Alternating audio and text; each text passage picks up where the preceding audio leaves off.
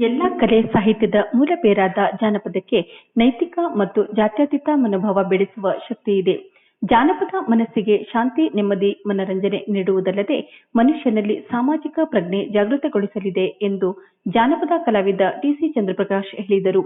ಅಜ್ಜಂಪುರ ತಾಲೂಕಿನ ಗಡಿಹಳ್ಳಿ ಗ್ರಾಮದ ಸರ್ಕಾರಿ ಶಾಲೆ ಆವರಣದಲ್ಲಿ ನಿರ್ಮಿಸಿದ್ದ ವೇದಿಕೆಯಲ್ಲಿ ಕರ್ನಾಟಕ ಜಾನಪದ ಪರಿಷತ್ ಜಿಲ್ಲಾ ಮತ್ತು ತಾಲೂಕು ಘಟಕದ ಸಹಯೋಗದಲ್ಲಿ ಭಾನುವಾರ ಆಯೋಜಿಸಿದ್ದ 7ನೇ ಅಜ್ಜಂಪುರ ತಾಲೂಕು ಜಾನಪದ ಸಮ್ಮೇಳನದ ಸರ್ವಾಧ್ಯಕ್ಷೆ ವಹಿಸಿ ಮಾತನಾಡಿದ ಅವರು, ಗ್ರಾಮೀಣ ಪ್ರದೇಶಗಳಲ್ಲಿ ಕೃಷಿಕರು, ಮಹಿಳೆಯರ ಮೂಲಕ ಹುಟ್ಟಿಕೊಂಡ ಜಾನಪದಕ್ಕೆ ಜಾತಿ ಕಟ್ಟುಪಾಡುಗಳಿಲ್ಲ. ಆದರೆ ಸಮಾಜ ಒಗ್ಗೂಡಿಸುವ ಅಗಾಧ ಶಕ್ತಿಯಿದೆ.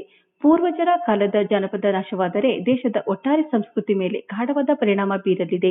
ಇದನ್ನು ಉಳಿಸಿ ಬೆಳೆಸುವ ನಿಟ್ಟಿನಲ್ಲಿ ಖಾಸಗಿ, ಸಾಮಾಜಿಕವಾಗಿ ಆಯೋಜಿಸುವ ಎಲ್ಲ ಕಾರ್ಯಕ್ರಮಗಳಲ್ಲಿ ಜಾನಪದ ಕಲೆಗೆ ಉತ್ತೇಜನ ನೀಡಬೇಕಿದೆ ಎಂದು ಹೇಳಿದರು.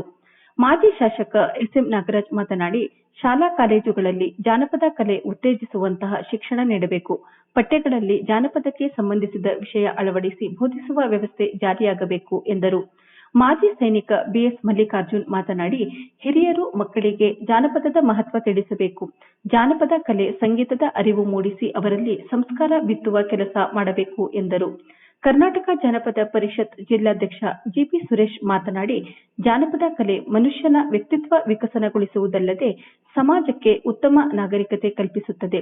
ಸಮಾಜದ ಓರೆಕೋರೆ ತಿದ್ದಿ ಸ್ವಸ್ಥ ಸಮಾಜ ನಿರ್ಮಾಣದಲ್ಲಿ ಪ್ರಮುಖ ಪಾತ್ರ ವಹಿಸುತ್ತದೆ. ಕೃಷಿಕರು ಮತ್ತು ಮಹಿಳೆಯರಿಂದ ಜಾನಪದ ಅಗಾಧವಾಗಿ ಬೆಳೆದು ಬಂದಿದ್ದು ಇಂದಿನ ಯುವ ಪೀಳಿಗೆ ಇವೆಲ್ಲವನ್ನೂ ಪೋಷಿಸಿ ಮುಂದಿನ ತಲೆಮಾರಿಗೆ ಕೊಂಡೊಯ್ಯುವ ಹೊಣೆಗಾರಿಕೆ ಹೊರಬೇಕಿದೆ ಎಂದು ಹೇಳಿದರು.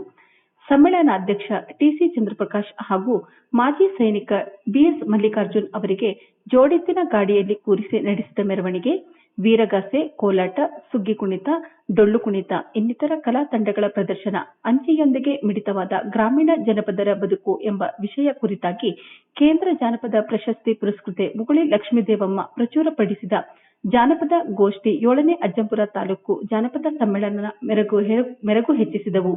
ಈ ಸಂದರ್ಭದಲ್ಲಿ ಪ್ರಮುಖರಾದ ಗೊಂಡೆದಹಳ್ಳಿ ತಿಪ್ಪೇಶ್, ಗಾಯತ್ರಮ್ಮ, ಮಾಳೇನಹಳ್ಳಿ ಬಸಪ್ಪ, ಮರುಳಸಿದ್ದಪ್ಪ, ಎಂ. ಕೃಷ್ಣಮೂರ್ತಿ, ಶ್ರೀನಾಥ್, ಇಮ್ರಾನ್ ಅಹಮದ್ ಬೇಗ್, ಆರ್. ನಾಗೇಶ್, ದಂಡೂರು ರಾಜಣ್ಣ, ಜಯಣ್ಣ, ಚಿಕ್ಕಲೂರು ಜಯಣ್ಣ, ಡಿ.ಪಿ. ರಾಜಪ್ಪ, ಶಂಕರಪ್ಪ, ಪರಪ್ಪ, ಕಾರೇಲಹಳ್ಳಿ ಬಸಪ್ಪ, ಜಗದೀಶ್ವರ್ ಆಚಾರ್ ಇತರರಿದ್ದರು.